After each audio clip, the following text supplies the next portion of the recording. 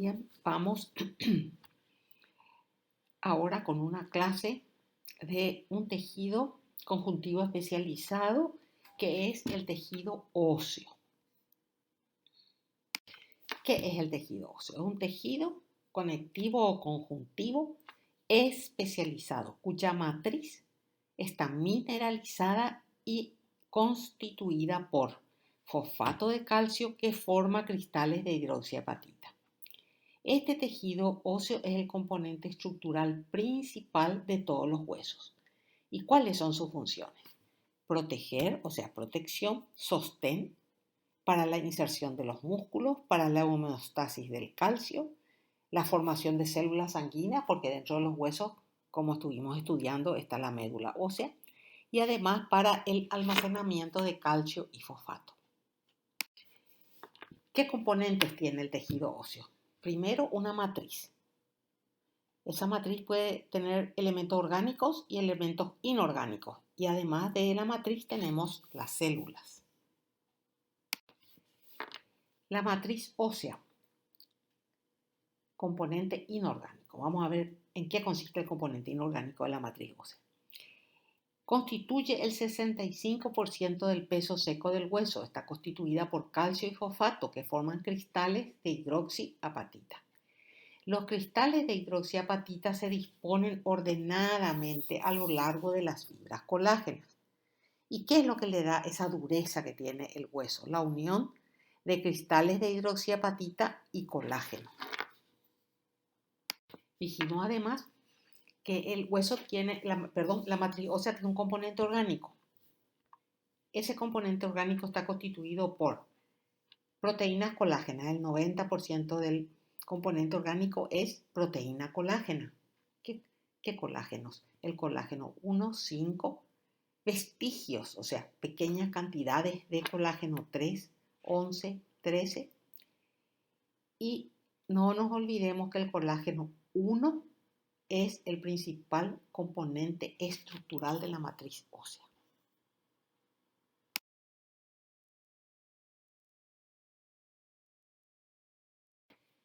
Seguimos con el componente orgánico. Hay más componente orgánico.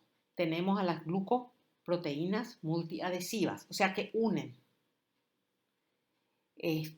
¿Cuáles son? La osteonectina, por ejemplo, que une el colágeno a cristales de hidroxiapatita.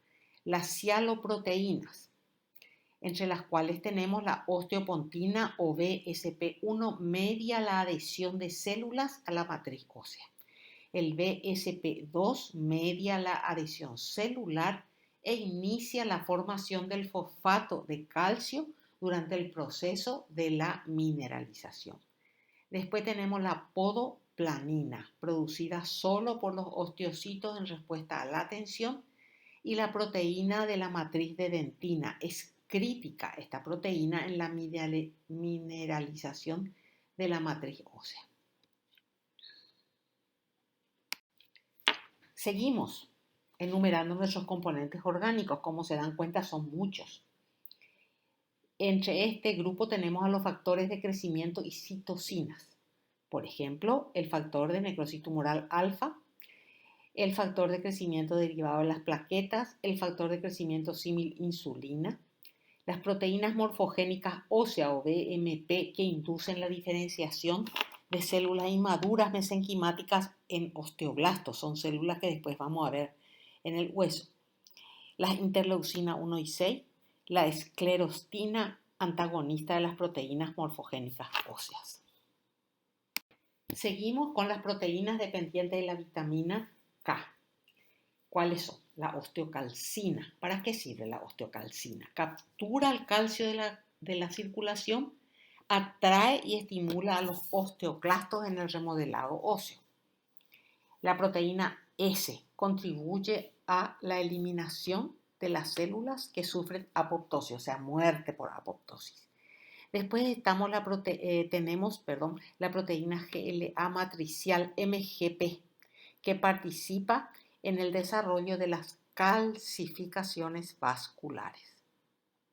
Habiendo visto cuáles son los componentes principales del tejido óseo, ahora vamos a ver los huesos que tienen diferentes formas, entonces los clasificamos según su forma, en 4 tipos. Los huesos largos, que estamos viendo acá, acá estamos viendo las imágenes, ¿verdad? Los huesos largos, los huesos cortos de la mano, por ejemplo, los huesos planos de la cabeza, huesos irregulares como el efenoides.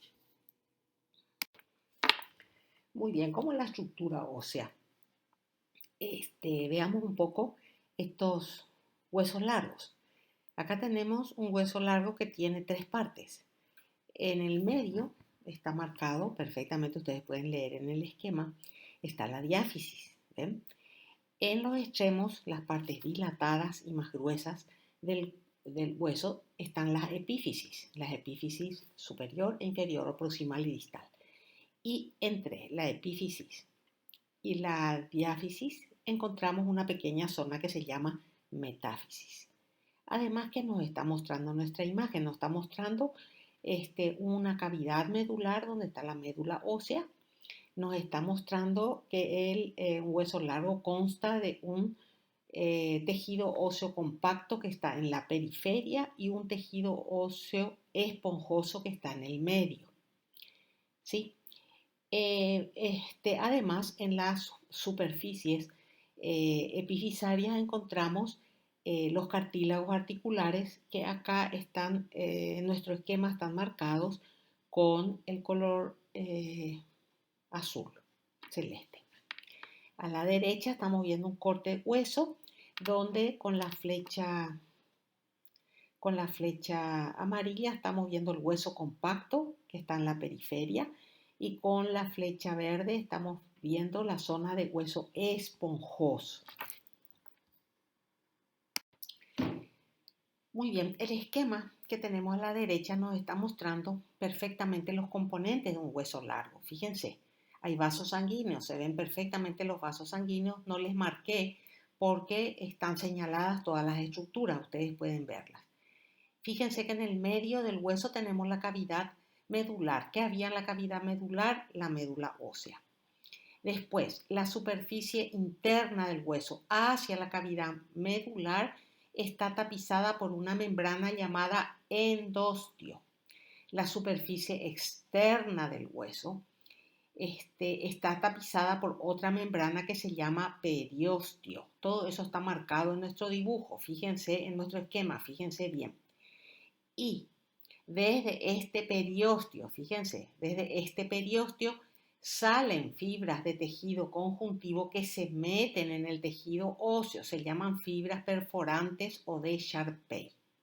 Además, en nuestro esquema estamos viendo perfectamente bien el hueso compacto hacia afuera, el hueso esponjoso hacia adentro y el cartílago articular marcado de color celeste. Vayamos a la superficie externa de nuestro hueso, que dijimos que estaba cubierta por una membrana que se llamaba periostio.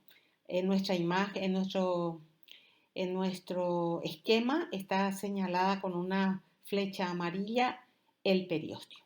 Fíjense. Y en la histología vemos el periostio. Fíjense en la imagen de abajo.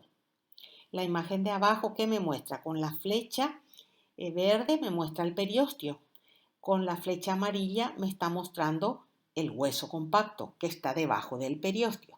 Y en la imagen más pequeñita que está arriba, no les puse flecha porque está señalado todo. Tenemos el periostio, el tejido óseo compacto, tenemos el endostio, la superficie interna del hueso está tapizada por el endostio, que es la cara que da hacia la médula ósea. Y ahí también me está marcando la médula ósea en esta imagen histológica. ¿Cómo está constituido el periostio? El periostio es un tejido conjuntivo denso que tiene células osteoprogenitoras. Tiene una capa fibrosa externa y una capa celular interna con células osteoprogenitoras. Y de este periostio nacen las fibras de Sharpey, que son fibras conjuntivas que se meten en el tejido, se insertan profundamente en el tejido óseo compacto. La superficie interna, la que da hacia adentro, hacia la médula ósea. Fíjense en nuestra imagen histológica. Fíjense que con azul, con celestito, está marcada la médula ósea. En rojo tenemos el endostio, ¿ven? Que está tapizando la superficie interna, hacia donde hay médula ósea. ¿Y qué nos está indicando la flecha amarilla? El hueso compacto. Entonces, el hueso compacto de afuera para adentro, ¿qué tenemos? Tenemos el periostio, el hueso compacto, el endostio y después por dentro del endostio vamos a encontrar la médula amarilla. ¿Ok? ¿El endostio qué tiene? Tiene células osteoprogenitoras, al igual que el periostio, y que reviste el hueso compacto y las trabéculas. El hueso compacto por dentro y las trabéculas en toda su superficie. A diferencia de los huesos largos, los huesos planos, cortos y regulares contienen también médula ósea en su interior, pero no tienen una cavidad medular como estábamos viendo en los huesos largos. Tienen mucha cantidad de hueso esponjoso en su interior que se llama diploe. Fíjense ustedes, estamos mirando una imagen abajo a la derecha de un hueso plano donde vemos el hueso compacto en la periferia y el hueso esponjoso en su interior.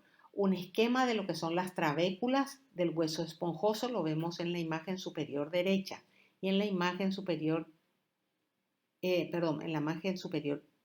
inferior izquierda vemos trabéculas y una de las trabéculas está cortada mostrándonos su conformación interna, sus características que vamos a estar viendo dentro de un rato. Sabemos que existen huesos maduros e inmaduros. Vamos a ver las características de cada uno de ellos. El hueso inmaduro, ¿dónde lo encontramos? En el esqueleto fetal. Fíjense ustedes, nuestra imagen arriba a la derecha, nuestro esquema. A la izquierda tenemos un hueso inmaduro y a la derecha un hueso maduro. ¿Ven lo irregular de la disposición de sus elementos en el hueso inmaduro? Y vean en el hueso maduro qué bien dispuestas están sus células conformando laminillas, etcétera, que vamos a describir enseguida. O sea, el esqueleto fetal en realidad tiene un aspecto irregular. Y ese aspecto irregular se ve en la imagen de abajo en la histología. No tiene un aspecto laminar. Hay muchas células, fíjense, una enorme cantidad de células por unidad de volumen y las células están distribuidas al azar. Los núcleos de estas células, hay una flecha amarilla que me está señalando uno de los núcleos de estas células. La matriz tiene mucha más sustancia fundamental que el hueso maduro, entonces es más basófila. Se tiñe mejor con la hematoxilina. Fíjense dos imágenes histológicas de un hueso inmaduro a la izquierda y maduro a la derecha. El hueso inmaduro es como desordenado, fíjense, no forma esas estructuras redondeadas, laminillares que estamos viendo en la imagen de la derecha, ¿ven? Una imagen laminillar correspondiente a una osteona encerrada en un círculo amarillo y la de abajo las laminillas señaladas con la flecha amarilla. Esas estructuras no existen.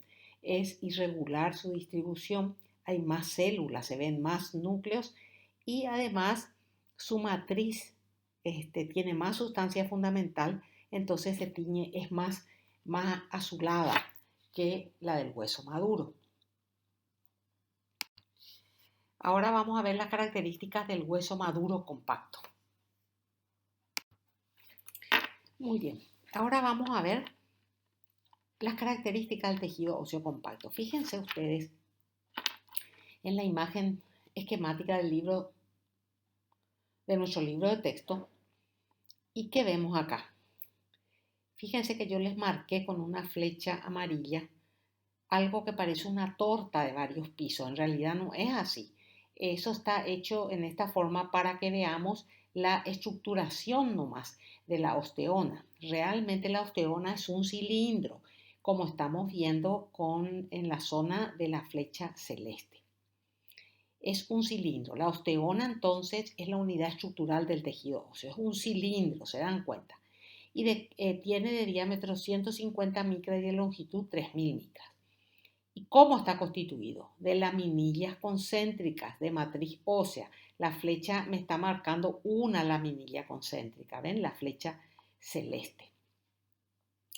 Ahora, las laminillas están constituidas por fibras de colágeno, ¿verdad?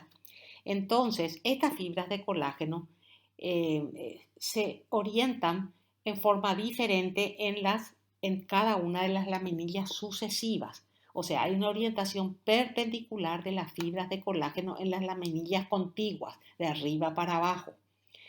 Y eso es lo que nos está mostrando nuestra flecha lila y nuestra flecha verde. ¿Se dan cuenta? Esas rayitas inclinadas vendría a ser la orientación de las fibras colágenas en esa laminilla, y la de abajo, la verde, es otra laminilla, y fíjense, las fibras de colágeno están en una disposición diferente. ¿Ok? Entonces, la orientación perpendicular de las fibras de colágeno en las laminillas contiguas. Además, en esta nuestra imagen, estamos abajo, puse una flecha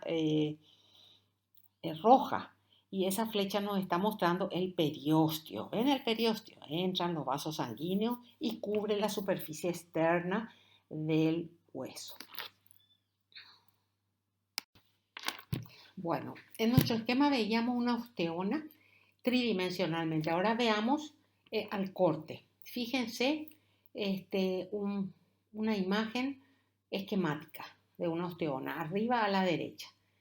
Fíjense, en el esquema se me ve bien, como una estructura bien redondeada, que está centrada por un orificio. Ese orificio se llama conducto de Havers. Y alrededor están las laminillas. ¿Ven las laminillas que están allí señaladas con unas flechas grises? Las laminillas, ¿ven?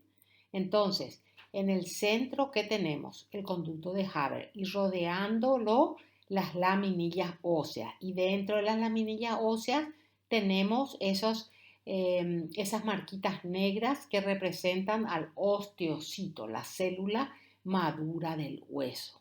¿Estamos? Esto es entonces un corte transversal de una osteona, constituida entonces por laminillas concéntricas de matriz ósea alrededor de un conducto central, que es el conducto de Havers. Y en la imagen de la izquierda, en el corte histológico, dentro del círculo está una osteona, y dentro del círculo negro, y la flecha negra me indica el conducto de Havers, donde hay vasos sanguíneos. ¿Ok? ¿Qué me están marcando las flechas amarillas en esta misma imagen? Las laminillas. Ven que no se ven muy bien, pero podemos imaginarnos que esas son laminillas concéntricas y están rodeando a unos conductos que son los conductos de Havers. En la imagen de la derecha abajo, fíjense que bien se ve. El conducto de Havers en el centro, ¿sí? En el centro, el conducto de Havers rodeado por laminillas, rodeado por las laminillas óseas. El conducto de Havers tiene una flechita amarilla, y las laminillas, que no se ven muy bien acá, están señaladas, una de ellas con la flecha de color rojo. Acá volvemos a ver osteonas, ¿ven? Volvemos a ver osteonas. En la imagen de la izquierda se señala una osteona, ven que es como una estructura circular, redonda, digamos, en el corte plano. Y en el centro tiene el canal de Havers. La osteona tiene 15 laminillas a su alrededor, más o menos. En la imagen de la derecha volvemos a ver la osteona que ya vimos en la lámina anterior. Acá, ¿qué nos está mostrando? Que el orificio del canal de Havers mide 50 micras de diámetro. ¿Y qué nos está señalando? ¿Qué nos están señalando las flechas amarillas? Nos están señalando los osteocitos que están dentro de las laminillas concéntricas. y los osteocitos están dentro de unos espacios pequeñitos llamados osteoplastos. Entonces, en resumen, ¿qué estamos viendo? Una osteona centrada por un canal de Haber, rodeada por 15 laminillas, ¿verdad? Y en las laminillas que hay osteocitos que están dentro de los osteoplastos. Acá les puse un esquema de vuelta, fíjense en la izquierda. En el esquema les encerré en un círculo una osteona para que se den cuenta que tiene una forma cilíndrica, ¿ven? En el medio está el canal de Haber y a los alrededor están las laminillas circunferenciales y dentro de las laminillas circunferenciales están los osteocitos, como estábamos explicando, dentro de su laguna o espacio que se llama osteoplasto. Además, en la imagen yo les numeré como 1 y como 2 osteonas, ¿ven? 2 osteonas, una al lado de la otra. En el centro están cortadas por la mitad, ¿verdad? Entonces, en el centro estamos viendo el canal de Haber con los vasos sanguíneos. Y esos vasos sanguíneos de la osteona 1, del canal de Haber 1 y del canal de Haber 2 están unidos por otro canal, por otro conducto que acá está señalado con la flecha verde y se llama conducto de Volkmann. ¿Ok? ¿Qué hacen entonces los conductos de Volkmann? Unen dos conductos de Haber. ¿Sí? Fíjense ustedes que la disposición de las láminas alrededor de los conductos de Haber es circunferencial. En cambio, la distribución de las laminillas alrededor de un conducto de Volkmann es más bien paralela. Fíjense bien en eso. A la derecha tenemos una osteona que me ocupa casi toda la lámina. Con la flecha oscura negra les estoy señalando un conducto de Haber. Con la flecha verde les estoy señalando las laminillas que no se ven muy bien. Con las flechas azules les estoy señalando los osteocitos que están dentro de sus lagunas o osteoplastos. Y con la flecha roja les estoy señalando un conducto de Volkmann que está uniendo este canal de Haber con otro canal de Haber que no se ve en la lámina. Acá hay dos imágenes de hueso donde se ven los conductos de Volkmann. Fíjense, en la imagen de la izquierda y de la derecha yo les puse en un círculo negro dos osteonas. ¿Ven la osteona con el conducto de Haber en el medio y las laminillas circunferenciales y los osteoplastos con los osteocitos? Perfecto. Además, en ambas les señalé unos conductos que salen. El de la izquierda, por ejemplo, es un conducto señalado con una flecha amarilla. Y fíjense cómo une dos conductos de Haber. Ese es un conducto de Volkmann.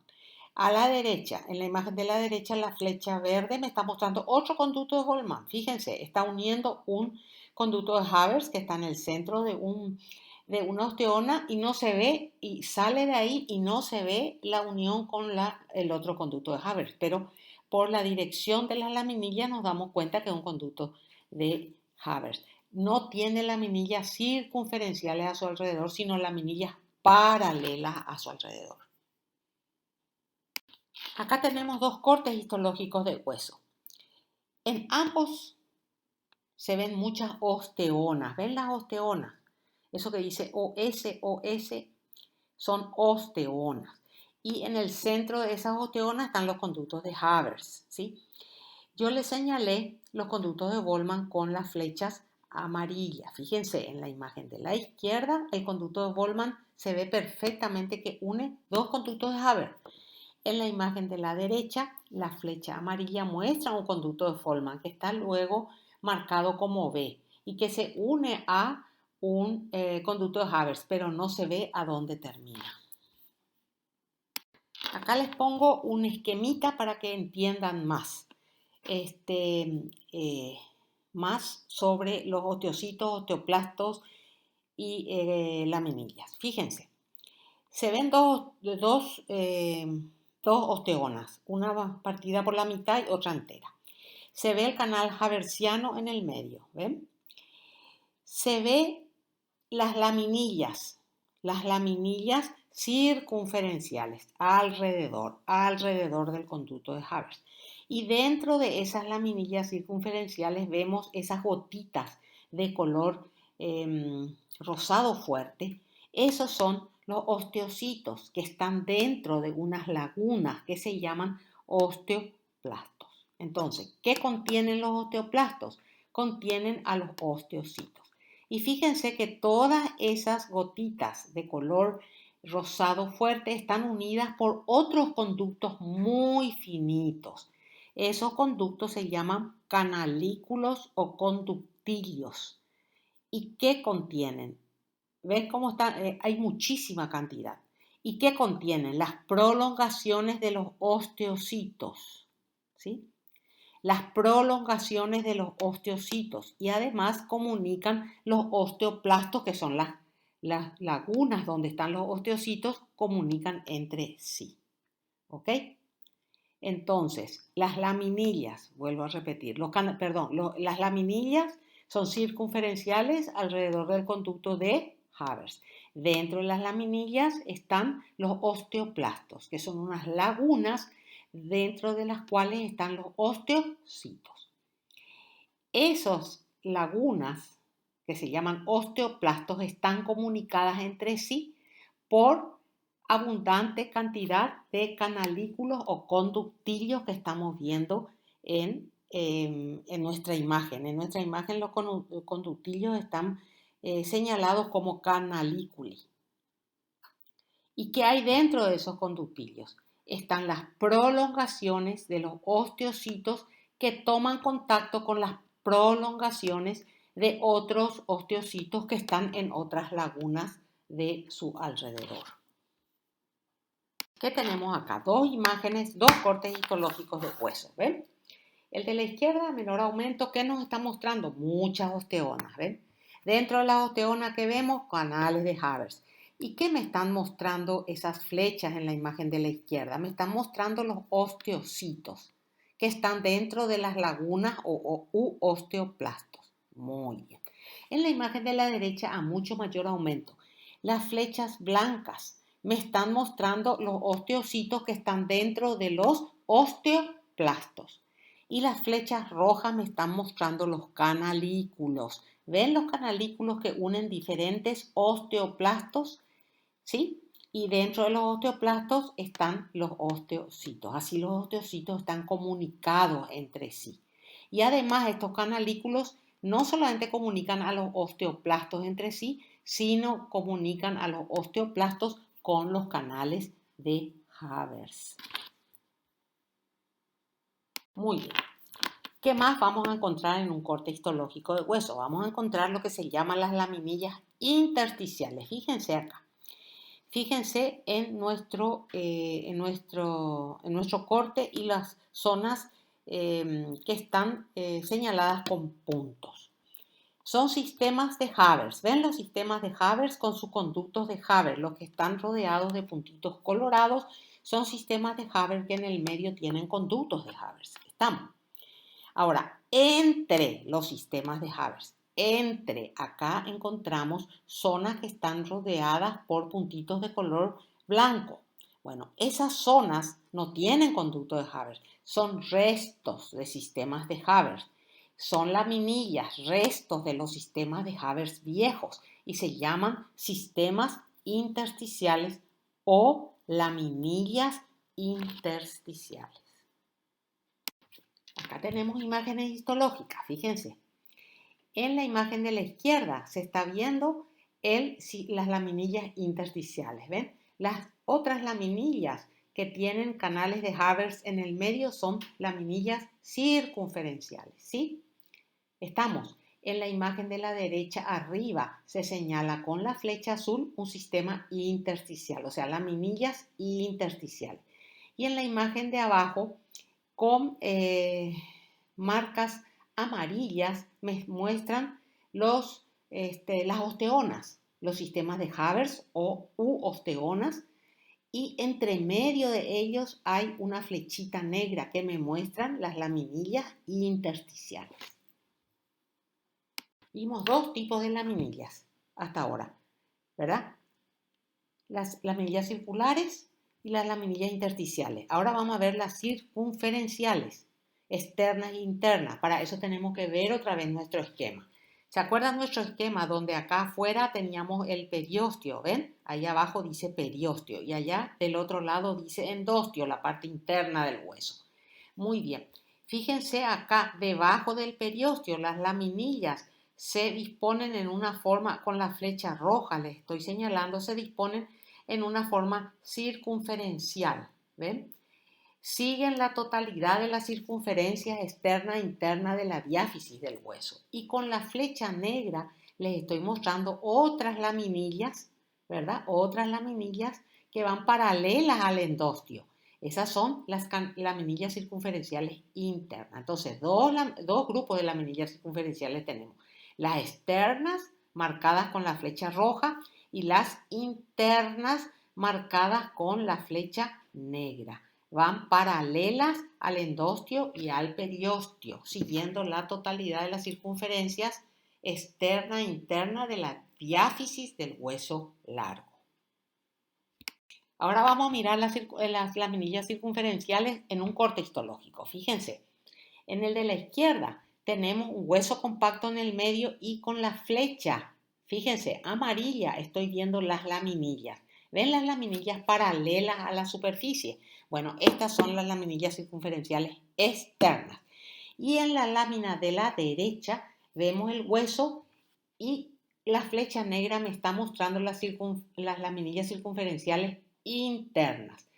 ¿Por qué yo digo que esto es interno? Porque veo la médula ósea. Y con una flechita de color rojo me está señalando el endostio. Muy bien, vimos características del hueso maduro compacto. Ahora veamos algunas características del hueso maduro esponjoso, llamado también trabecular.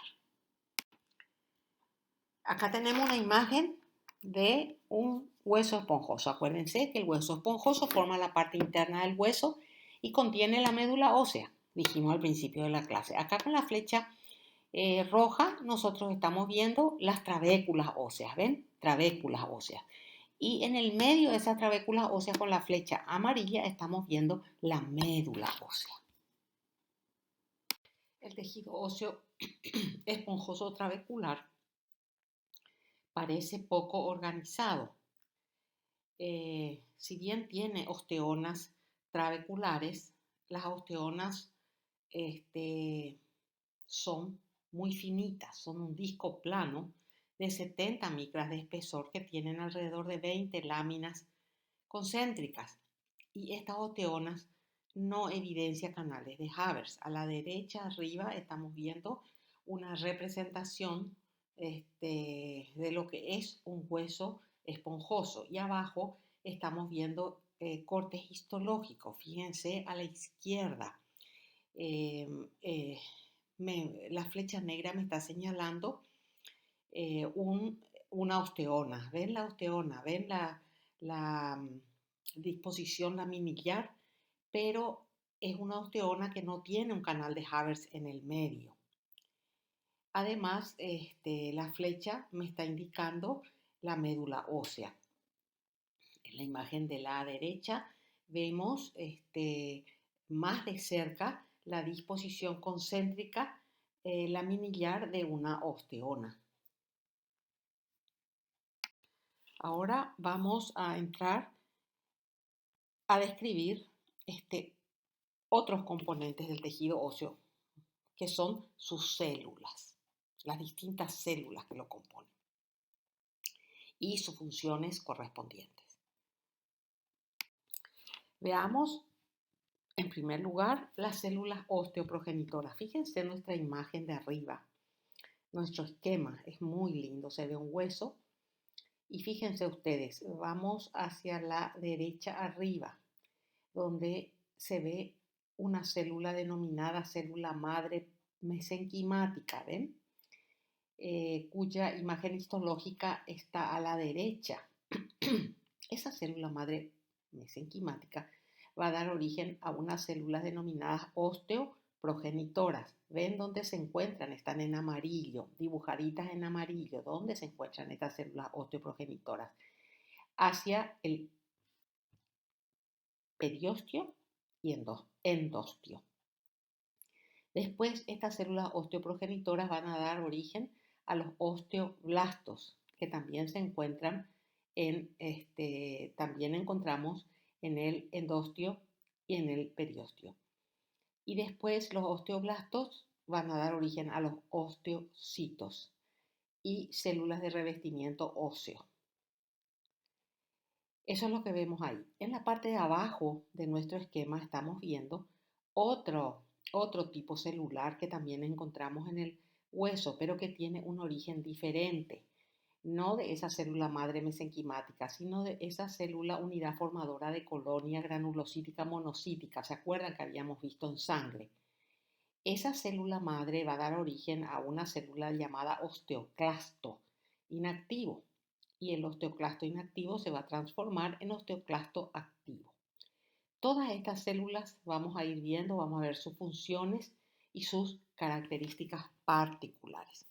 En primer lugar, vamos a ver las células osteoprogenitoras, la que resultó de la diferenciación de una célula madre mesenquimática.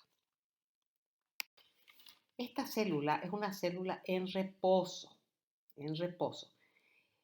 pero que cuando se necesita se puede transformar en un osteoblasto y secretar matriz ósea. El osteoblasto es una célula que va a secretar la matriz ósea. Dos localizaciones se encuentran en el periostio y se encuentran en el endostio. ¿Okay? También se encuentran tapizando los canales de Havers y también los canales de Volman, la superficie interna de estos canales. Dijimos que se originaban de las células madre mesenquimáticas que hay en la médula ósea y que se convierten en osteoprogenitoras por el estímulo de una molécula denominada BMP, proteína modeladora ósea. Entonces, la BMP es necesaria ¿para qué? Para que la célula madre mesenquimática se convierta en célula osteoprogenitora. Primer concepto muy importante. Para que esta célula osteoprogenitora se transforme en osteoblasto se necesitan otras moléculas. Acá tenemos el factor fijador central alfa 1, que es un factor de transcripción y que va a desencadenar la diferenciación de las células osteoprogenitoras en osteoblastos. Hay otro factor, el factor de crecimiento insulínico 1 y 2 también va a estimular la diferenciación de células osteoprogenitoras en osteoblastos. En resumen, la célula madre mesenquimática de la médula ósea es la que va a dar origen a estas células del hueso. Entonces, por estímulo de la BMP se transforma en osteoprogenitoras. Y la osteoprogenitora necesita el estímulo del factor central fijador alfa 1 y el de crecimiento insulínico 1 y 2 para transformarse en osteoblastos. Fíjense en nuestras imágenes, son cortes de hueso, donde estamos viendo conductos de Havers, Volman, y ven que la superficie interna de los mismos, señalada por las flechas amarillas, presentan unas células planas de núcleo alargado, oscuro. Esas son las células osteoprogenitoras que vienen de la diferenciación de la célula madre mesenquimática. Vayamos al segundo tipo de célula que podemos encontrar en un tejido óseo y son los osteoblastos.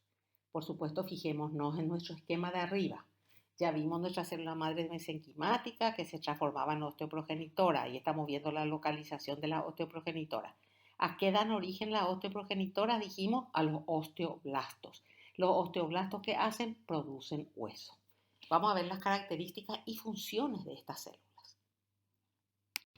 Muy bien.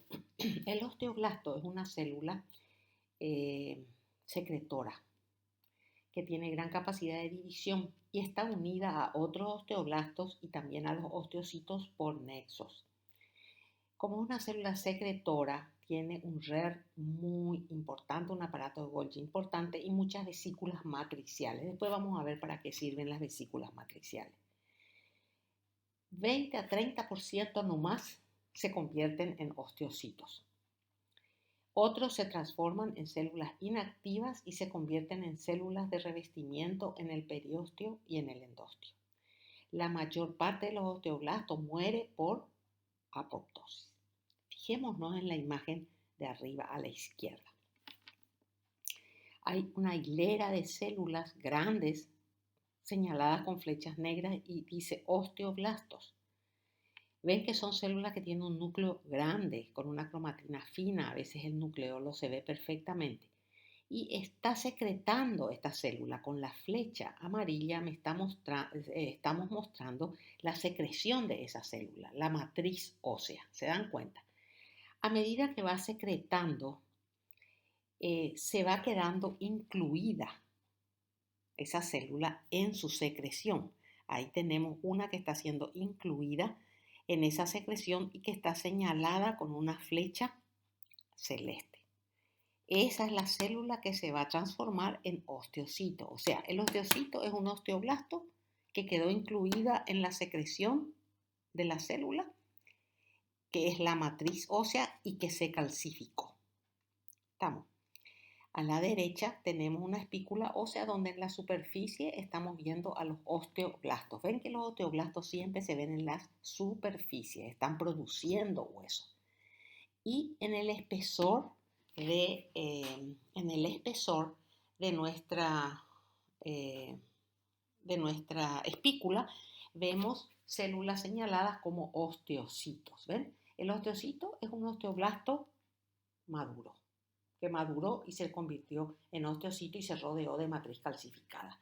Se dan cuenta que los osteocitos están metidos adentro de una pequeña laguna, ¿ven? De un espacio. Y ese espacio era el que habíamos dicho se llamaba osteoplasto.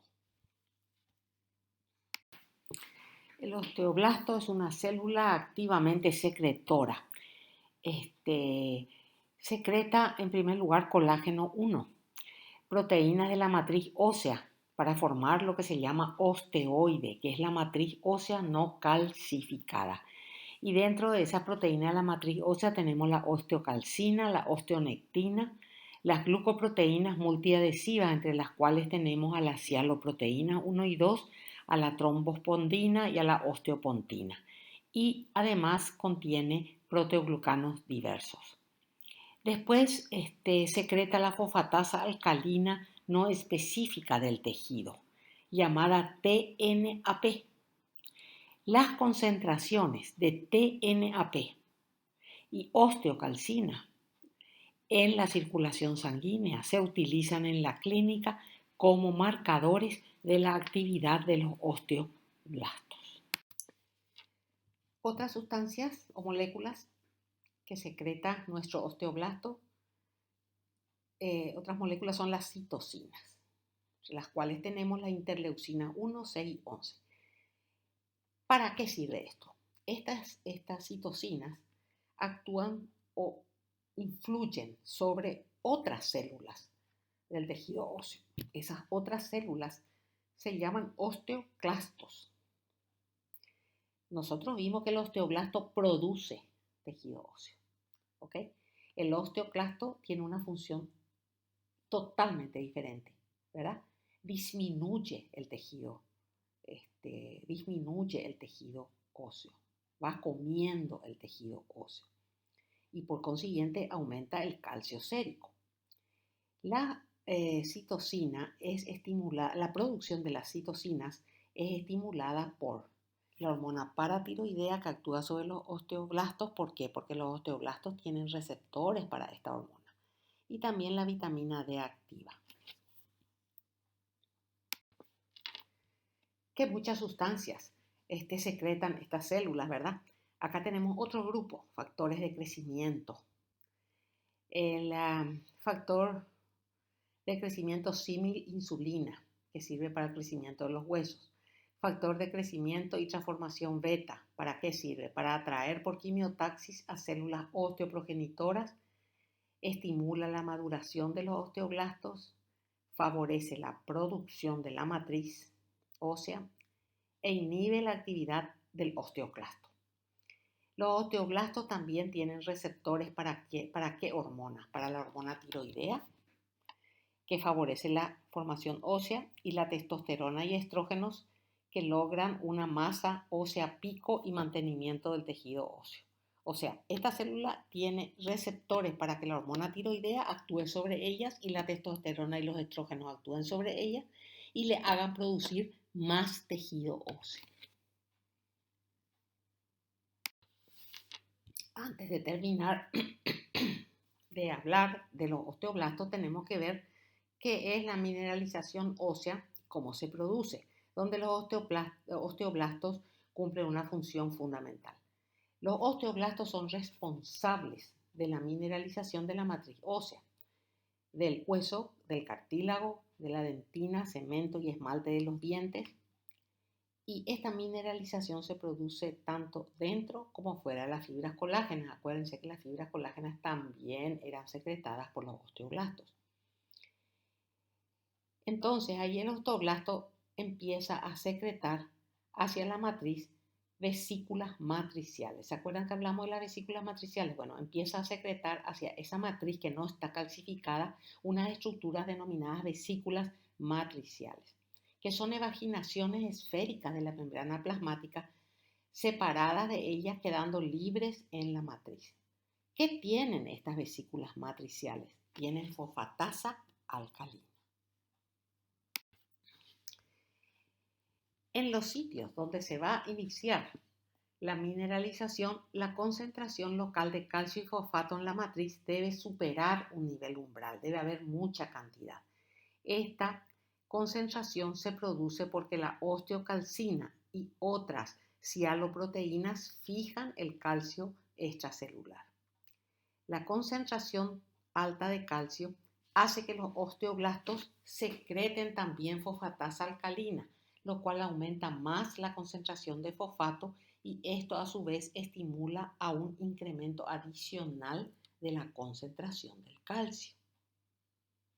Con estas altas concentraciones de calcio y fosfato, los osteoblastos van a liberar lo que se llaman vesículas matriciales, que contienen fosfatasa alcalina y pirofosfatasa.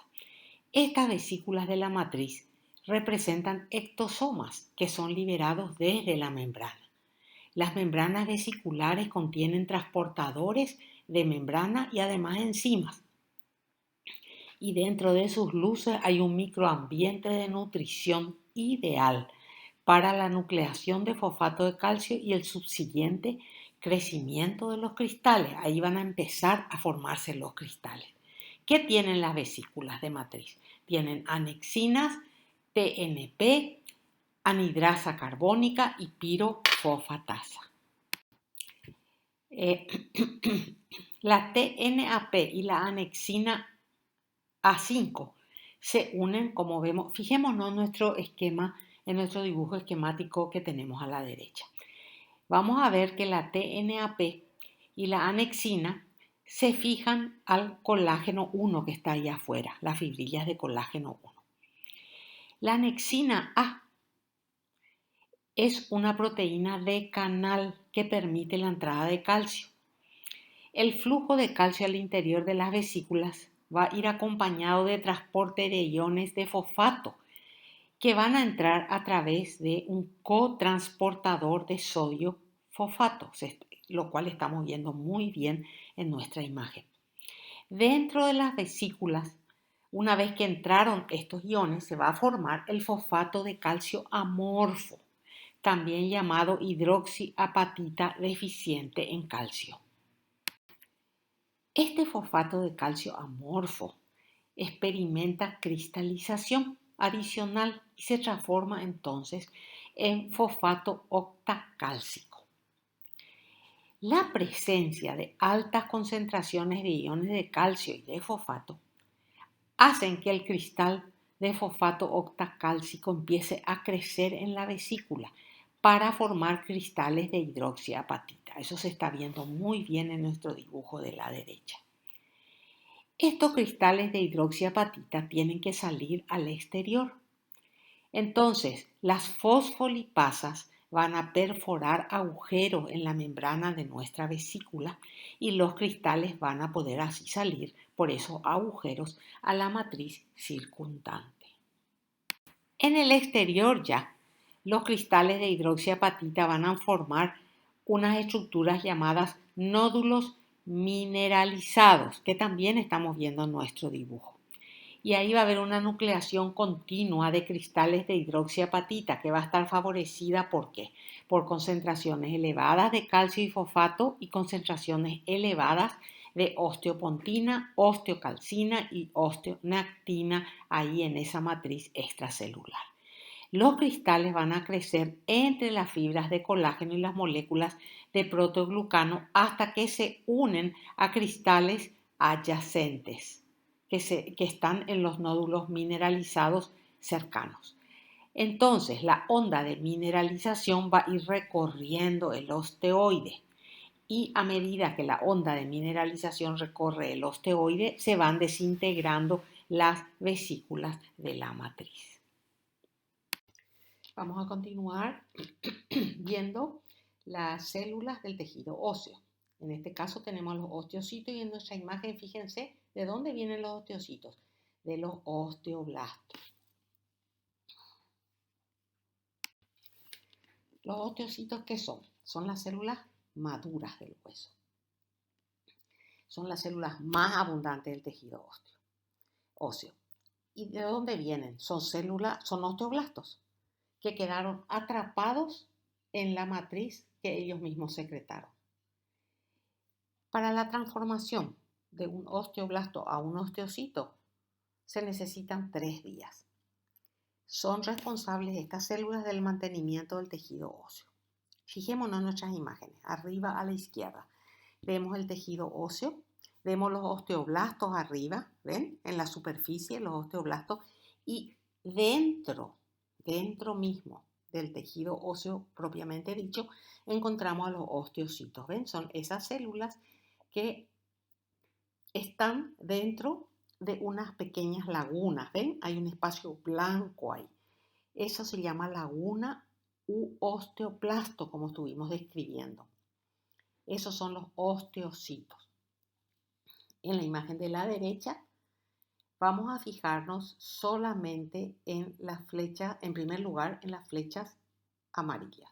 ¿Ven que son eso? ¿Qué hay ahí? Lo oscuro que estamos viendo son los osteocitos.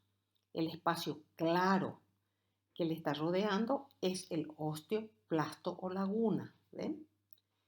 Y fíjense arriba, señalado con la flecha azul. Ven que es un osteoblasto que se está metiendo, está secretando, se está rodeando de matriz. Todavía es osteoblasto. Dentro de 3 días, eso va a quedar totalmente rodeado de matriz calcificada y se va a convertir en un osteocito como las células que están señaladas con la flecha amarilla. Las flechas verdes nos están señalando otro tipo de células que encontramos en el hueso que vamos a describir después, que son los osteoclastos. Estos osteocitos son células de muy larga vida, pueden vivir 10 a 20 años de edad y su muerte puede ser debida a apoptosis, a necrosis, a senescencia cuando están viejitas o porque existe una remodelación ósea por los osteoclastos. Hacia el final de este capítulo vamos a ver qué es la remodelación ósea. Estas células se encuentran en unas lagunas óseas, ¿se acuerdan que dijimos que se llaman osteoplastos? Y tienen muchas prolongaciones citoplasmáticas, muchos bracitos, como 50, que se meten en los canalículos. Fíjense ustedes en el esquema arriba a la derecha. Está el osteocito en azul con su núcleo, ¿verdad? Y miren todos los bracitos que tiene. Esos bracitos, ¿dónde se meten? En las prolongaciones, en los canalículos. ¿Se acuerdan los canalículos?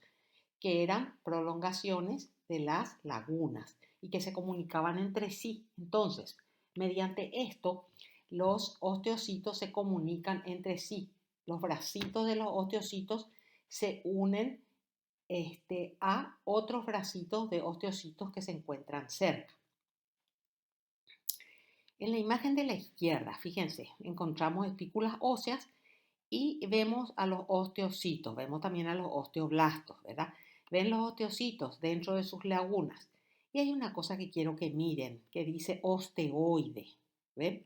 Está cerca de los osteoblastos. Ese es el primer producto de secreción de los osteoblastos. Es una matriz que todavía no está calcificada. Osteoide se llama. Después se va a calcificar y va a ser la matriz ósea madura.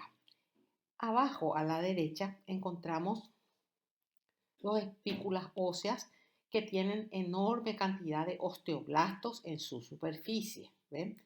Y hay muchos osteocitos en sus lagunas. Se ve perfectamente bien. Dijimos que esas prolongaciones de los osteocitos que se iban por los canalículos se unían o tenían comunicación con otras prolongaciones de otros osteocitos que están en la vecindad y se unen por uniones de tipo nexo. Los procesos de los osteocitos, o sea, los bracitos de los osteocitos tienen además hemiconductos que proveen comunicación entre los procesos y el espacio extracelular. Pueden comunicarse indirectamente con todas las demás células óseas, con las células endoteliales y pericitos por medio de la expresión de moléculas de señal. ¿Ok? Estas moléculas pueden ser transportadores de glutamato y óxido nítrico que comunican el estado del tejido óseo para el mantenimiento de la calidad del tejido óseo y por ende realizar o no una remodelación. Son células metabólicamente activas y multifuncionales. Los osteocitos intervienen en el proceso de mecanotransducción en el cual responden a las fuerzas mecánicas aplicadas al hueso. Una fuerza mecánica aplicada al hueso causa flujo de líquido de los canalículos y lagunas hacia la zona de la compresión. Entonces, ese movimiento genera un potencial eléctrico transitorio que abre canales de calcio de la membrana del osteocito y eso produce en la célula un aumento de calcio, de ATP, de óxido nítrico y de síntesis de prostaglandinas. Esto altera la expresión de los genes CFOS y COX-2 responsables de la formación del hueso. Cuando la fuerza mecánica es reducida, el osteocito responde con la secreción de metaloproteinasas de matriz. El osteocito no es una célula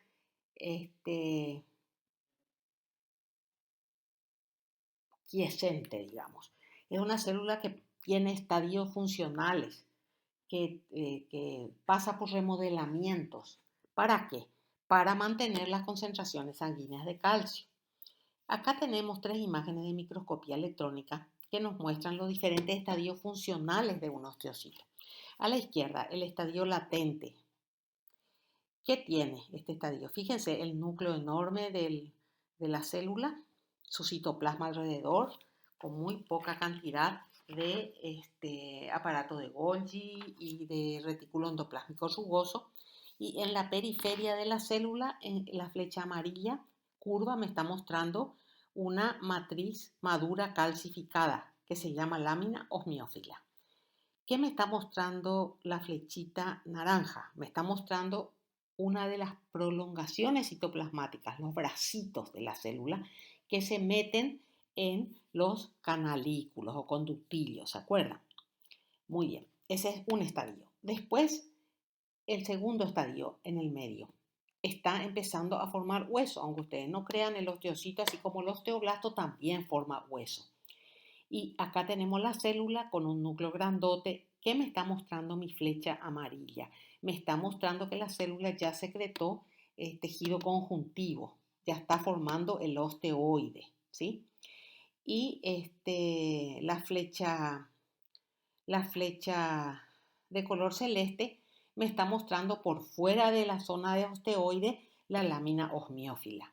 Además, llama la atención que tenemos un RER y un aparato de Golgi muy abundante, muy abundante. O sea, está secretando esta célula. Y a la derecha otro estadio, el estadio resortivo. O sea, acá está, digamos, comiendo hueso, está raspando el hueso. ¿Y qué nos muestra? Nos muestra la célula. La célula tiene un núcleo grande, tiene además gran cantidad de cisterna de retículo endoplásmico, un Golgi bien desarrollado y además tiene muchos lisosomas, donde están las metaloproteinasas de matriz. ¿Y qué pasa? Fíjense, alrededor de la célula, los espacios blancos que están señalados con la flecha de color verde, esos son espacios donde la célula resorbió el hueso, licuó el hueso. Y por fuera de ese espacio hay una fina lámina osmiófila de matriz madura calcificada. ¿Qué me está mostrando la flechita negra? Otra vez me muestra una prolongación del osteocito, o sea, un bracito del osteocito que está metido en el canalículo. Tanto los osteocitos como los osteoblastos producen hormonas endocrinas. Ahí tenemos una imagen donde vemos osteoblastos y vemos osteocitos. ¿Cuáles son esas dos hormonas importantísimas? El factor de crecimiento fibroblástico 23. ¿Quién lo produce? Los osteocitos. ¿Para qué sirve? Para la regulación de la concentración del fosfato sérico mediante la alteración de las cantidades de vitamina D activa y la actividad de los transportadores de fosfato específicos en el riñón. Ayuda a eliminar el exceso de fosfato por el riñón, por supuesto, durante la resorción ósea. Y la otra hormona endocrina es la osteocalcina, producida por los osteoblastos y que está asociada con una vía de regulación energética y metabólica de la glucosa. El objetivo de la osteocalcina son los adipocitos y las células productoras de insulina del páncreas. Además, la osteocalcina induce la producción de testosterona por las células de Leydig del testículo. Otra célula característica del tejido óseo es el osteoclasto. Los osteoclastos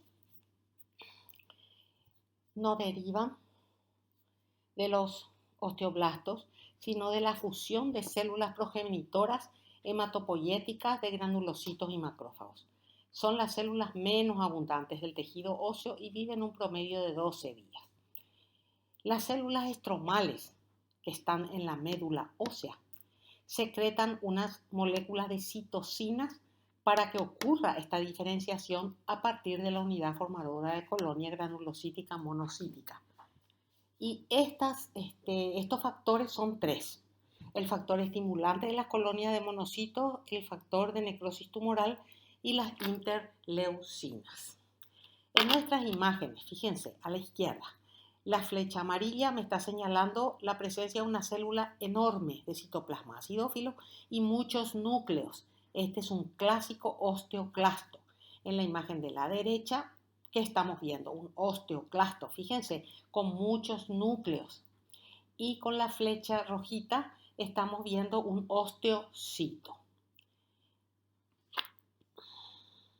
Bueno, ¿cómo se generan los osteoclastos?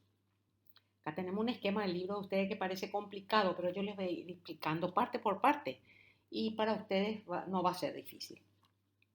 Fíjense, veamos a la izquierda arriba. Hay una célula progenitora mieloide común que ustedes ya conocen, que está en la médula ósea, ¿se acuerdan? Y que daba unidades formadoras de colonia de granulocitos y de monocitos para que después, por diferenciación, den los granulocitos y los monocitos, ¿se acuerdan? Bueno, aparte de los granulocitos y monocitos, estas células progenitoras de granulocitos y monocitos van a dar otro tipo de células que se llama precursor de osteoclasto. ¿Y por qué va a dar? ¿Cómo esa célula va a diferenciarse y dar un precursor de osteoclasto? Porque en la médula ósea, la célula del estroma va a secretar interleucinas, factor de necrosis tumoral y además el factor estimulante de colonia de monocitos. Entonces, eso va a actuar sobre las células para que se transformen en precursores de osteoclastos. Estas células precursoras de osteoclastos que están predestinadas a transformarse en osteoclastos van a expresar dos factores de transcripción muy importantes que están ahí escritos dentro de la célula, el CFOS y el NFKB.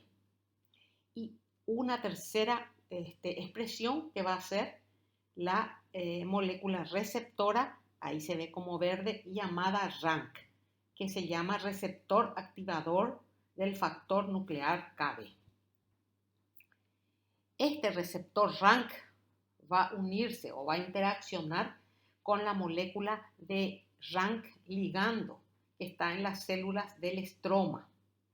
Y el mecanismo de señalización RANK-L es indispensable para la diferenciación y maduración de los osteoclastos. O sea, tiene que unirse el RANK con el RANK-L para que ese precursor de osteoclasto se transforme en osteoclasto inactivo y después por maduración en osteoclasto resortivo, como se ve en la parte izquierda inferior de nuestra imagen. Hasta acá se entiende, ¿verdad? Muy bien.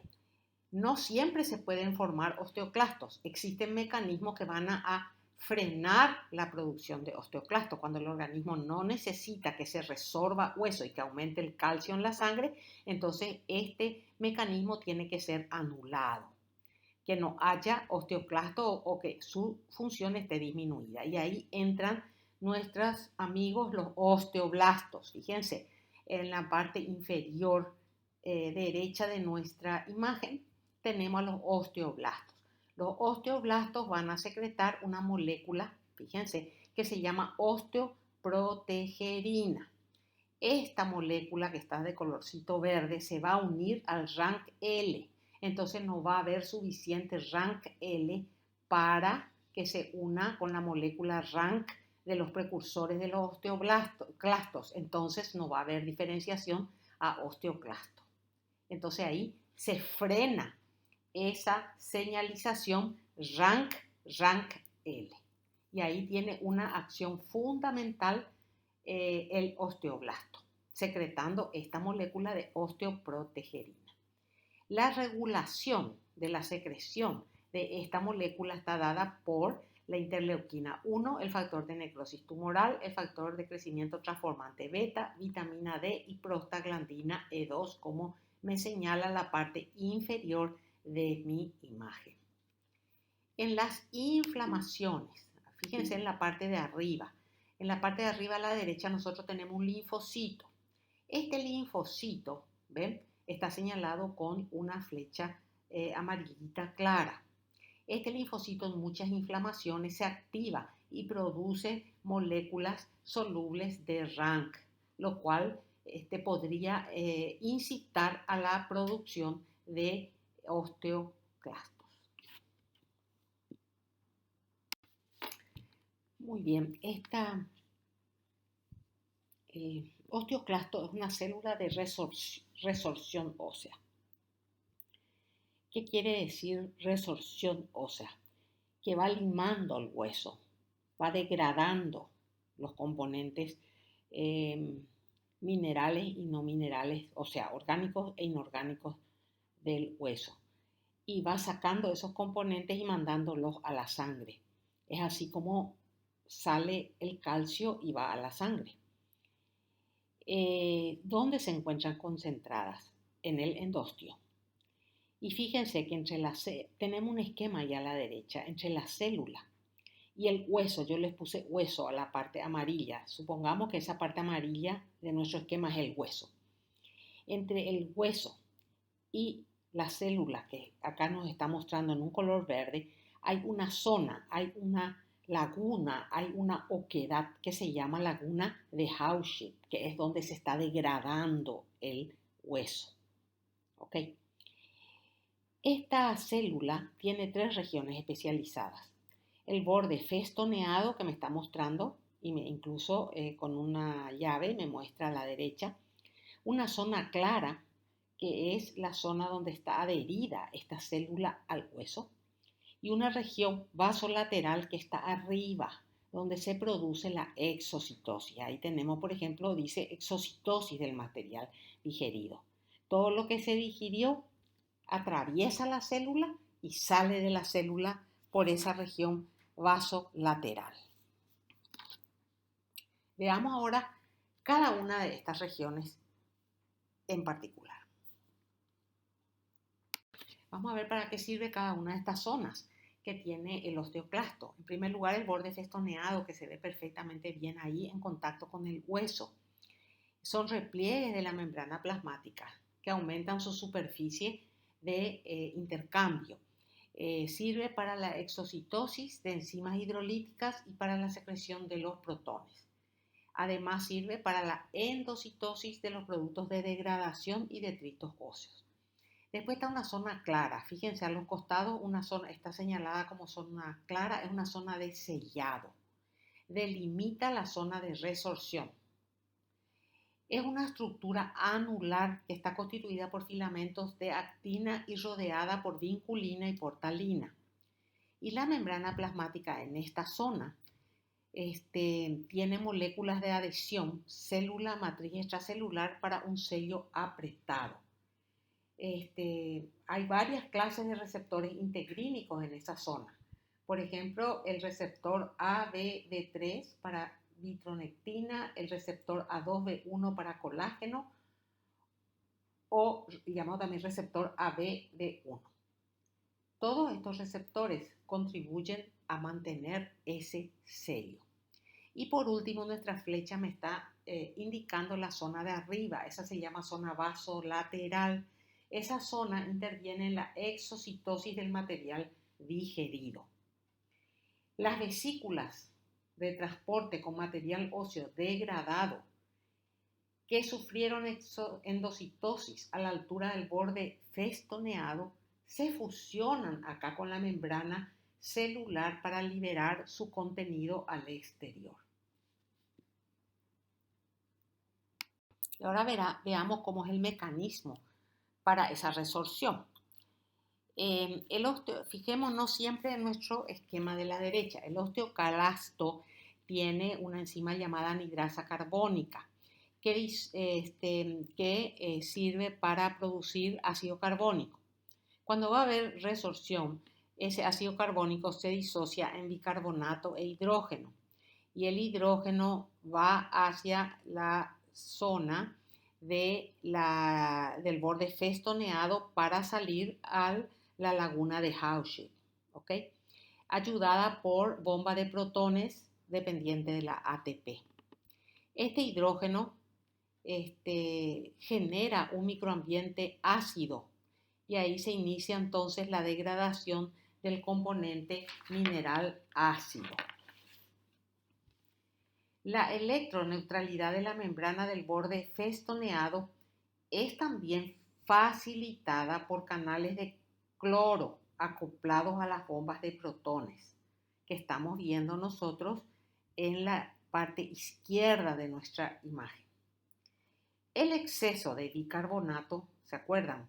Que salió, se va hacia el borde vasolateral, ¿verdad? Se elimina hacia el exterior por un intercambio pasivo con iones de cloro mediante proteínas intercambiadoras de cloro y bicarbonato que están situadas en esta membrana de la región vasolateral.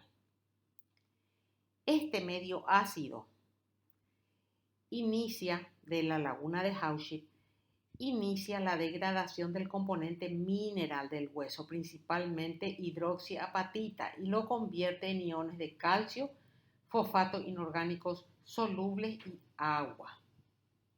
Y esto es resorbido para ser para sufrir exocitosis en el borde vasolateral. Al mismo tiempo, las hidrolasas lisosómicas, vemos los lisosomas, las hidrolasas lisosómicas que contienen catepsina K y metaloproteinasa de matriz son descargadas también en esta laguna de Hauschildt, que sirven para degradar el componente orgánico del hueso. Una vez que ha sido degradado el componente orgánico, sufre también fagocitosis, endocitosis, fagocitosis y exocitosis por el borde vasolateral, al igual que los componentes minerales. Vamos a ver algunos conceptos de los osteoclastos y su relación con algunas hormonas, como la paratiroidea y la calcitonina. Antes de eso, miremos nuestras histologías que están arriba, nuestros campos histológicos. A la izquierda, la flecha naranja me muestra un osteoclasto. ¿Ven qué enorme es el osteoclasto? Una célula de citoplasma acidofílico y muchos núcleos. A la derecha tenemos otra vez a los osteoclastos. ¿Ven? Células grandes, multinucleares, y entre el osteoclasto y el hueso está ese espacio claro. Fíjense que está marcado ahí con una flecha verde finita. Esa es la laguna de Hauschildt. La calcitonina es una hormona que es secretada por las células parafoliculares de la glándula tiroidea. A la derecha tenemos una glándula tiroidea donde me muestra los folículos y una célula que es la célula parafolicular, que es la que secreta esta hormona. ¿Qué hace esta hormona? Esta hormona disminuye la resorción ósea, disminuye los niveles de calcio sanguíneo, estimula la actividad osteoblástica y el calcio es sacado de la sangre y depositado en la matriz. O sea, esta hormona actúa ¿sobre quién? Sobre los osteoclastos. Entonces, esta hormona le dice a los osteoclastos no resorba más hueso y disminuye su actividad importantísima de los osteoclastos, estimulando al mismo tiempo la actividad de los osteoblastos, que son las células productoras de hueso. Muy bien, ya vimos cómo la calcitonina actúa sobre las células, sobre los osteoclastos. Ahora, también la hormona paratiroidea tiene efectos sobre los osteoclastos, pero no directamente. ¿Por qué? Porque los osteoclastos no tienen receptores para la hormona paratiroidea. Entonces, alguien tiene que avisarle que haya sido estimulada, alguna célula que haya sido estimulada por la hormona paratiroidea debe avisarle a los osteoclastos porque ellos no tienen receptores. Entonces, ¿a quién estimula esta hormona paratiroidea? ¿Qué célula? A los osteoblastos. Y los osteoblastos empiezan a secretar citocina, interleuquina 1, 6, 11. Y estas citocinas producen el reclutamiento y actividad de los osteoclastos y se produce la resorción ósea. Aumenta la producción de RANKL por los linfocitos T, aumenta el nivel de calcio en la sangre y disminuye la excreción renal de calcio.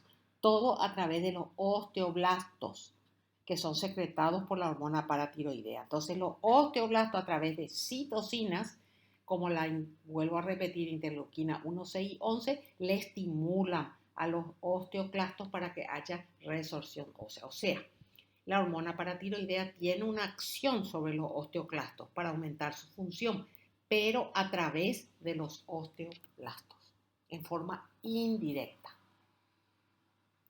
Todavía nos queda ver otra célula del tejido óseo, que son las células de revestimiento óseo que tenemos ahí en nuestro esquema, pintadas en color rosadito. Fíjense, pueden ser endósticas y periósticas.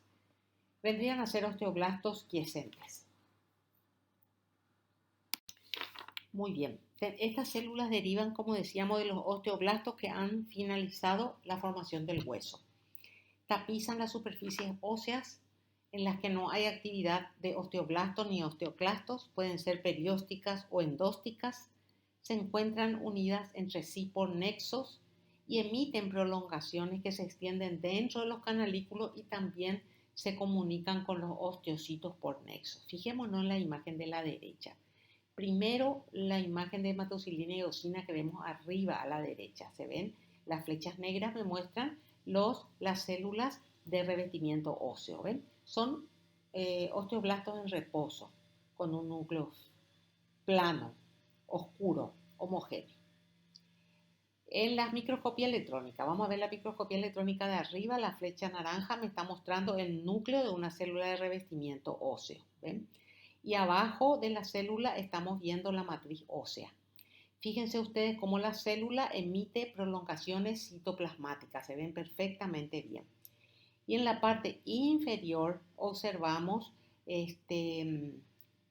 dos células de revestimiento óseo que están unidas por uniones de hendidura. La flecha naranja me está señalando una célula adiposa con su membrana y su contenido lipídico que está por arriba. Y por abajo, ¿qué encontramos? La matriz ósea. ¿Cuáles son las funciones de estas células de revestimiento óseo? El mantenimiento y nutrición de los osteocitos incluidos en la matriz ósea, regulación del movimiento del calcio y fosfato desde la sangre al hueso y viceversa. Secretan colagenasa para eliminar la capa superficial no mineralizada de tejido óseo, llamada osteoide, y así poder dar paso a los osteoclastos para la resorción en las zonas requeridas. Nuestra imagen de la derecha nos muestra una microscopía óptica de un hueso y las flechas nos están mostrando las células de revestimiento óseo. Terminamos con todos los componentes del tejido óseo. Ahora vamos a tratar un tema muy importante que se llama osificación. ¿Qué es la osificación? Es la formación de tejido óseo y siempre tiene lugar por síntesis y secreción de matriz ósea orgánica por los osteoblastos que al poco tiempo se mineraliza. ¿Cómo se forma un hueso? Existen dos mecanismos para la formación de un hueso: la osificación intramembranosa y la osificación endocondral. Vamos a ver en detalle cada uno de ellos. La osificación intramembranosa es la forma como se generan los huesos planos del cráneo, el maxilar inferior, clavícula, por ejemplo. El primer indicio de esta osificación ya lo encontramos en la 8ª semana. Esta forma de crecimiento óseo se inicia con la diferenciación de células mesenquimáticas en células osteoprogenitoras que expresan el factor de transcripción CBFA1. Entonces, los osteoblastos diferenciados secretan matriz ósea. Fíjense ustedes, en nuestra imagen de la derecha tenemos a nuestras células mesenquimatosas y luego ya se forman los osteoblastos que empiezan a secretar la matriz ósea y quedan incluidos en esa matriz ósea y se convierten en osteocitos.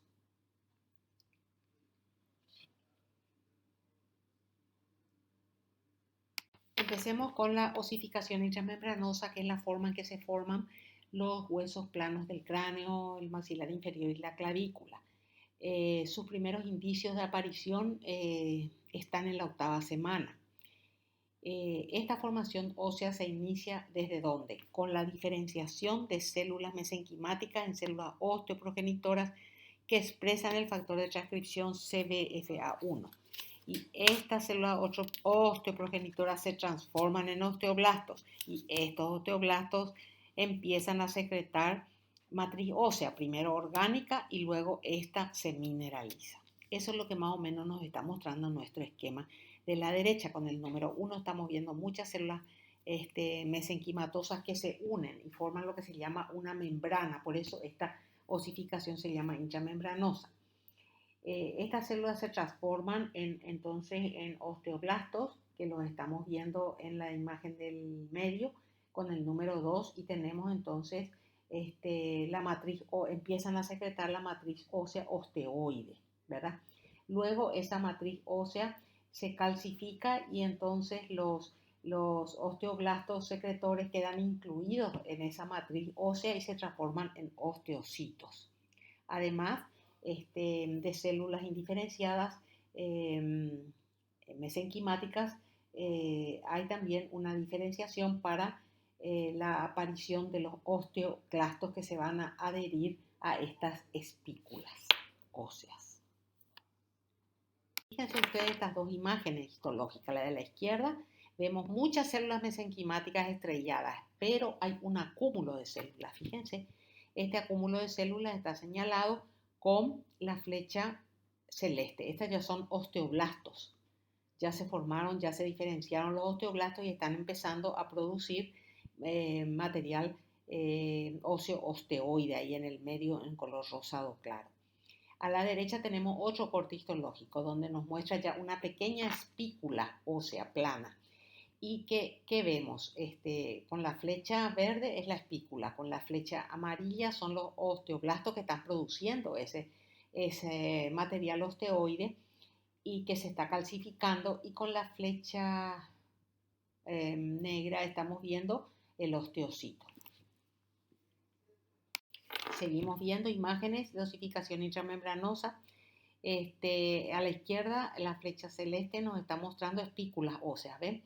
Que tienen por fuera osteoclastos y también tienen osteoblastos. Y por dentro ya están posicionados los osteocitos.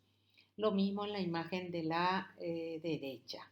Tenemos las espículas óseas y las flechas verdes nos están mostrando los osteoblastos.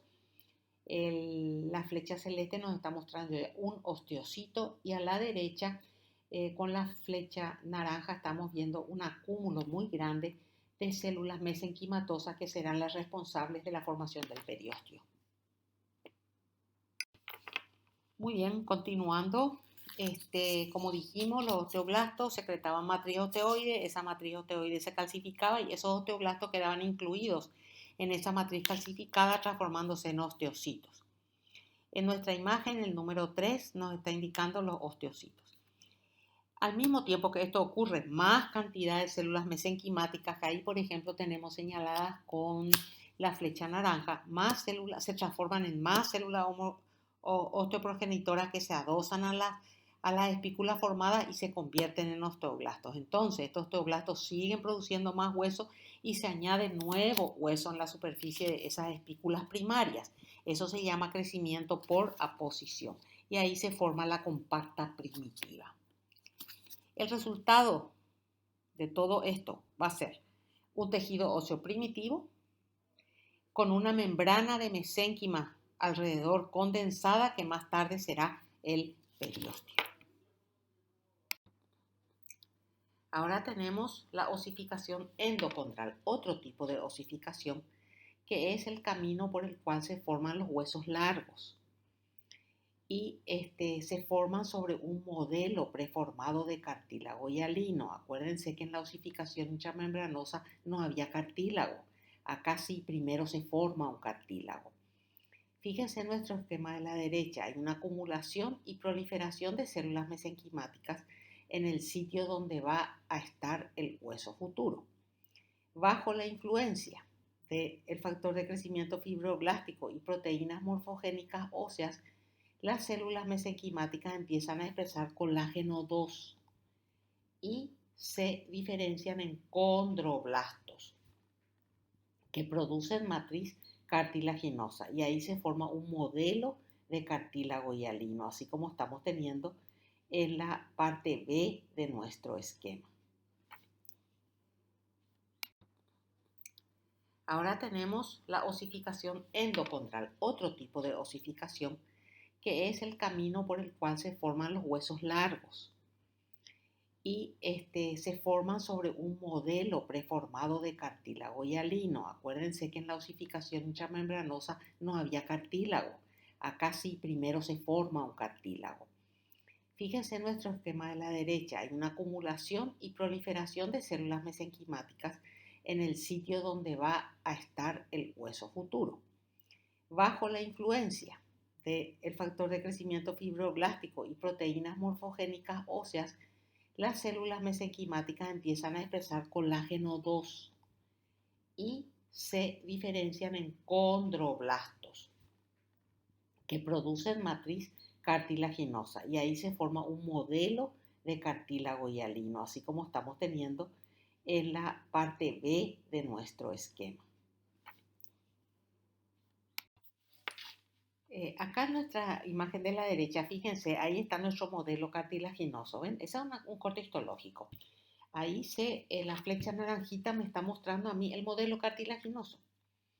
El modelo cartilaginoso normalmente está rodeado en toda su extensión por un pericondrio.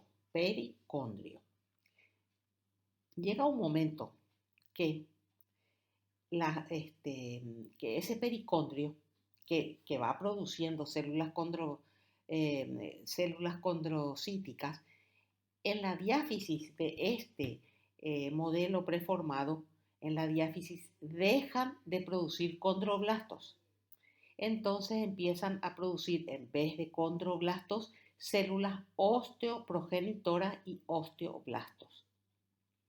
Entonces, ahí los osteoblastos que se forman empiezan a formar una delgada capa de tejido óseo que se llama manguito perióstico o collarete óseo. Fíjense ustedes que nuestras flechas nos están mostrando el manguito perióstico. Se ve perfectamente en la diáfisis de este nuestro modelo cartilaginoso. Muy bien, fijémonos en la imagen microscópica que tenemos acá. Fíjense que con una raya roja yo les estoy mostrando todo el molde cartilaginoso, ¿ven? Todo ese es el molde cartilaginoso, de arriba hasta abajo, ¿se dan cuenta? Y las flechas amarillas me están mostrando la diáfisis de ese molde cartilaginoso. ¿Qué pasaba en esa diáfisis? Dijimos. No se producen más condrocitos, que son las células del tejido cartilaginoso, y se producen entonces osteoblastos. Entonces se empieza a producir un tejido óseo, que ahí se ve como rosado. Ese tejido óseo es el que yo le decía que se llama manguito perióstico o collarete óseo. ¿Ven? Bueno, fíjense en la imagen esa zona que dice HC, en el medio, en la diáfisis. Los condrocitos de esa zona media del modelo cartilaginoso se agrandan, se hipertrofian y empiezan a secretar fosfatasa alcalina. Al haber fosfatasa alcalina, se calcifica la matriz y al calcificarse la matriz, los condrocitos se mueren. Y entonces, ¿qué queda ahí?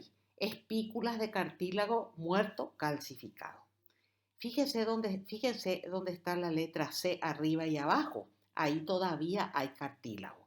La hipertrofia ocurre solamente ahí en la diáfisis. ¿Ven? En la parte superior, en la parte inferior, no se ve todavía este fenómeno.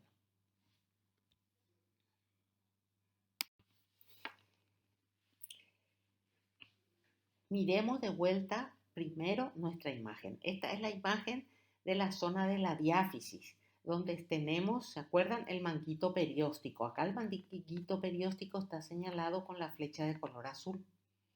Y el cartílago hipertrofiado de la diáfisis de ese modelo cartilaginoso está señalado con las células cartilaginosas o condrocitos hipertrofiados están señalados con la flecha roja. Fíjense ustedes que hay una flecha amarilla. ¿Qué me está mostrando esta flecha amarilla? Me está mostrando que hay una discontinuidad, como una perforación de ese mi manguito perióstico. ¿Ven? Y sí, eso es lo que ocurre. Un brote de mesénquima, el mesénquima está afuera, está a la derecha, de mesénquima vascularizado con actividad osteoclástica perfora mi manguito e invade los espacios de la matriz cartilaginosa. ¿Qué viene con ese brote de mesénquima?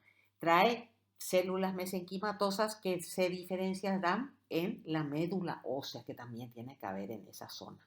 Además, Detrás de eso vienen brotes vasculares invasores que van a servir para la vascularización de ese futuro hueso. En estas dos hermosas imágenes volvemos a ver la zona diafisaria de este cartílago donde está la hipertrofia de los condrocitos. A la izquierda se ve dentro de un círculo, ¿ven? La zona de los condrocitos hipertróficos. Además, tenemos en la imagen de la derecha y señalado con la flecha negra el manguito perióstico. Se observa perfectamente bien. También se observa muy bien el manguito perióstico en la imagen de la izquierda. Muy bien. Cuando todo esto ocurre,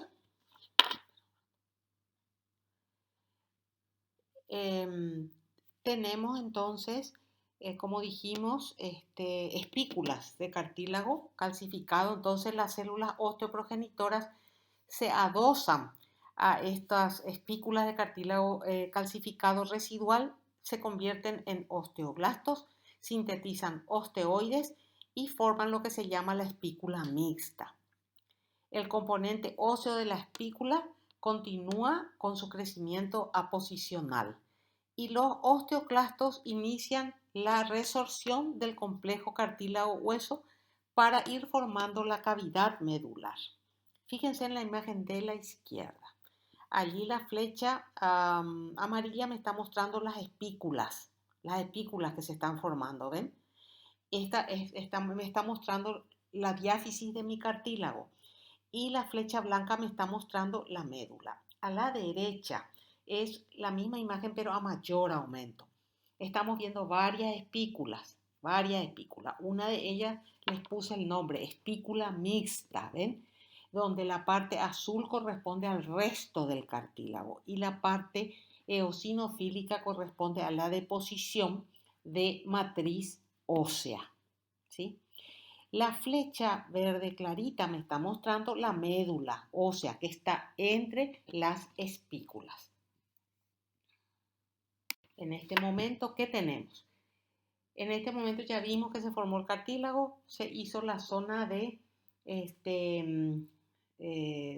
hipertrofia y aumento de vascularización y necrosis, etcétera, etcétera, de toda la zona diafisaria cartilaginosa, como se ve en el esquema con la letra C. Y en el último esquema, con la letra D, tenemos una cavidad medular que ya está formada y la zona de calcificación primaria también de este hueso en la diáfisis ya está formada. Eso me está señalando la flecha de color naranja. Hasta este punto, esto es lo que tenemos en nuestra osificación endocondral. Continúa nuestro proceso de osificación endocondral. Fíjense en nuestra imagen de la derecha. El 1, 2, 3, 4 y 5 estuvimos viendo ya. Ahora estamos en el 6. ¿Qué pasa? Aparecen centros de osificación secundarios. El primario ya está hecho, ¿verdad? Secundarios. ¿Dónde? En las epífisis de este modelo cartilaginoso. Entonces, ahí se produce una osificación endocondral con las mismas características que vimos hasta ahora. Pero al final de eso, veamos por ejemplo el número 9. ¿Qué pasó con el número 9? Ahí ya se formó ese centro de osificación secundario casi completamente, pero no desaparece el cartílago. Lo celeste en nuestras imágenes corresponde al cartílago. Tenemos una flechita negra que nos indica un cartílago que está en la superficie proximal de esa epífisis. Ese va a ser el cartílago articular futuro. No va a desaparecer y se va a convertir en cartílago articular. Y tenemos otra flecha gris que me está señalando otra placa cartilaginosa entre la diáfisis y la epífisis. Muy importante. Esta es una placa transversal que se denomina disco epifisario. Tampoco va a desaparecer. Es muy importante. ¿Por qué? Porque mediante esta placa este hueso va a ir creciendo desde intraútero, comenzando su crecimiento intraútero y después hasta la adultez temprana. Dijimos que el hueso endocondral tiene que crecer, ¿verdad? Entonces va a ir creciendo y se inicia ese crecimiento en el segundo trimestre de la vida fetal y después continúa ese crecimiento después del nacimiento hasta la adultez temprana. El mecanismo por el cual crecen los huesos dijimos que de quién dependía, de ese cartílago epifisario durante todo el periodo de crecimiento. O sea, ese cartílago va a estar presente mientras que el individuo esté creciendo. Cuando terminó de crecer, ese cartílago de crecimiento, ese cartílago epifisario va a desaparecer y va a ser reemplazado por un tejido conjuntivo fibroso, la zona. Durante la osificación endocondral, el tejido avascular cartilaginoso es reemplazado por tejido óseo. Y así va creciendo el hueso. Fíjense a la derecha en nuestra imagen histológica. Ahí tenemos eso que está de un color basófilo. Es nuestro disco epifisario. ¿Se dan cuenta? Y lo de abajo es el tejido óseo, que lentamente le va invadiendo y transformando ese tejido cartilaginoso primero en espículas mixtas, luego en espículas óseas y así va creciendo a costa de ese disco epifisario y así va creciendo también en longitud nuestro hueso. Muy importante en este proceso, juegan un papel muy importante en este proceso el factor de crecimiento endotelial vascular, la expresión de genes responsables de la producción de colágeno tipo 10 y las metaloproteinasas de la matriz para que puedan ir degradando la matriz cartilaginosa. Aquí tenemos nuestro cartílago de crecimiento, ¿verdad? La raya negra de la derecha me indica más o menos el espesor del mismo. Y abajo la zona donde el hueso y el tejido óseo, vasos y células óseas que se encuentran en la cavidad y en la cavidad medular y en las espículas van a ir invadiendo este tejido cartilaginoso. Tenemos en primer lugar, fíjense arriba, la zona de cartílago de reserva, ¿verdad? Es en la cual no se comprueba proliferación celular ni producción activa de matriz. Después tenemos abajo ahí en verde un cartelito que dice zona de proliferación. En esta zona los condrocitos sí sufren mitosis y se organizan en columnas bien definidas. Estas células son más grandes que las células de la zona de reserva y están sintetizando activamente colágeno, sobre todo 2 y 11, los tipos 2 y 11, y otras proteínas de la matriz cartilaginosa. Luego tenemos una pequeña zona que está en rosado que se llama zona de hipertrofia. Esta zona tiene unos condrocitos que son muy grandes. El citoplasma de esta célula es claro porque tiene mucho glucógeno. Los condrocitos de esta zona van a permanecer metabólicamente activos y van a continuar secretando colágeno de tipo 1 al mismo tiempo que aumentan la producción de otro tipo de colágeno que es el colágeno de tipo 10. Los condrocitos hipertróficos también van a secretar el factor de crecimiento endotelial vascular que inicia la invasión vascular. La matriz va a sufrir compresión hasta formar bandas lineales entre las columnas de células cartilaginosas alineadas, hipertrofiadas. Después tenemos la zona del cartílago calcificado, en la cual esas células de la zona de hipertrofia ya se empezaron a degenerar y la matriz empieza a calcificar, entonces las células mueren. Entonces, ¿qué pasa con ese cartílago? Ese resto cartilaginoso se calcifica y sirve como una armazón inicial sobre la cual se va a depositar nuevo tejido óseo. Los condrocitos ubicados en la parte más proximal de esta zona van a sufrir apoptosis. Y la última zona que está ahí en rosadito es la zona de resorción. Es la zona que está más cerca de la diáfisis. La diáfisis es todo lo de abajo donde están las espículas óseas, espículas mixtas y la médula ósea. Aquí el cartílago calcificado va a entrar en contacto directo con el tejido conjuntivo de la cavidad medular y en esta zona los vasos sanguíneos de pequeño calibre y el tejido conjuntivo acompañante van a invadir la zona que antes estaba ocupada por los condrocitos muertos o agónicos como si fueran una serie de puntas de lanza. Y ahí el cartílago calcificado queda en la forma de espículas longitudinales.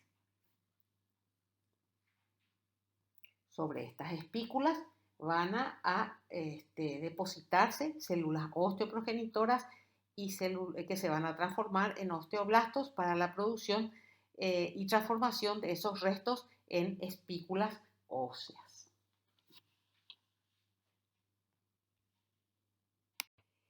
¿Qué es la modelación ósea? Es un cambio en el hueso que se observa en la infancia y en la juventud por la actividad osteoclástica que va comiendo hueso y la osteoblástica que va generando hueso. Son dos fenómenos independientes entre sí, son procesos que no están acoplados. Y así se modelan las superficies internas y externas del hueso. Ahora, siempre hay un predominio de la actividad osteoblástica, lo cual lleva a un incremento constante de la masa ósea en el periodo de crecimiento. Ahora veamos otro concepto, que es la remodelación ósea. Lo que vimos recién era modelación ósea, ahora viene la remodelación ósea. Es la formación de osteonas nuevas. Normalmente en el individuo las osteonas se van reemplazando permanentemente, por eso quedan restos de osteonas que las que vimos se llamaban las menillas intersticiales, ¿se acuerdan? Entonces, es una formación de nuevas osteonas por un proceso acoplado, juntos. Están en el proceso las actividades osteoblásticas de los osteoblastos y la osteolítica de los osteoclastos. Permite que el esqueleto se adapte constantemente a las tensiones mecánicas a las que está sujeto. Las células de la unidad remodeladora ósea son dos. Son los osteoclastos y los osteoblastos que estamos viendo en nuestro esquema. Unidad remodeladora ósea o BRU, como se le conoce también. Las osteonas nuevas se forman en el hueso compacto preexistente por una acción de resorción osteoclástica y síntesis osteoblástica. Ya vimos que la unidad remodeladora ósea tenía dos células, ¿verdad? Que eran el osteoclasto y el osteoblasto, pero además está constituido por un cono perforante que avanza y un cono de cierre que le sigue. Enseguida les voy a mostrar el esquema para que todo quede más claro. La remodelación ósea también se produce en el tejido óseo esponjoso. Acá tenemos el esquema del libro de ustedes, donde se ve el hueso compacto, en un corte arriba longitudinal y transversal abajo. Fíjense la parte verde. Esa es la zona donde están los osteoclastos. Esa vendría a ser el cono perforante que está hacia adelante y que avanza, ¿se acuerdan que les dije? Entonces los osteoclastos empiezan a resolver, a comer hueso, ¿verdad? Y entonces y forman un túnel en el hueso compacto. Después vasos sanguíneos y tejido conjuntivo ocupan esa luz y hay una nueva formación en su pared por los osteoblastos que depositan osteoides sobre las paredes del conducto en forma de laminillas sucesivas y van achicando la cavidad de resorción formando el conducto de Havers maduro. Esta es la parte que se llama cono de cierre, que está de color lila, ¿ven? Ahí están los osteoblastos formando osteoides y formando las laminillas sucesivas para ir cerrando ese orificio y dejar ese orificio como el conducto de Havers definitivo. Entonces ahí estamos viendo el cono de cierre, el cono de corte.